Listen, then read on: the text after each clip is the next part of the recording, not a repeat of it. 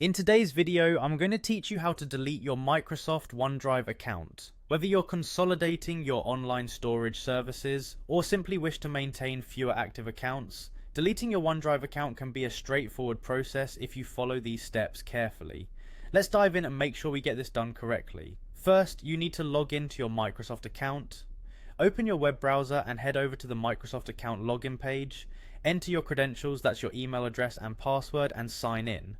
Make sure you have access to the correct account, the one linked to your OneDrive. It's crucial because deleting the wrong account can lead to unintended consequences. Once you're logged in, locate the profile icon. Typically, you'll find this on the upper right corner of the web page.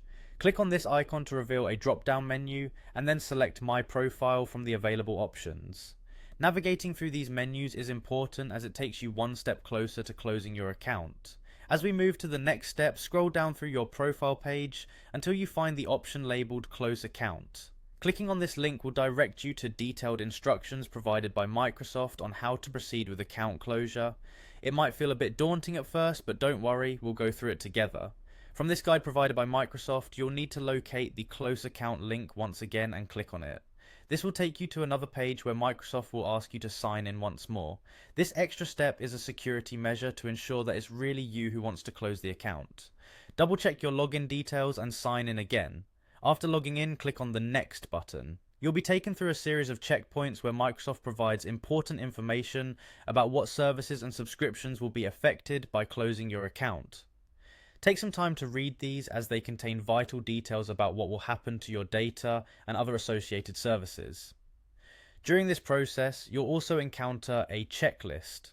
This might require you to review certain conditions before your account can be closed, such as cancelling subscriptions or backing up data.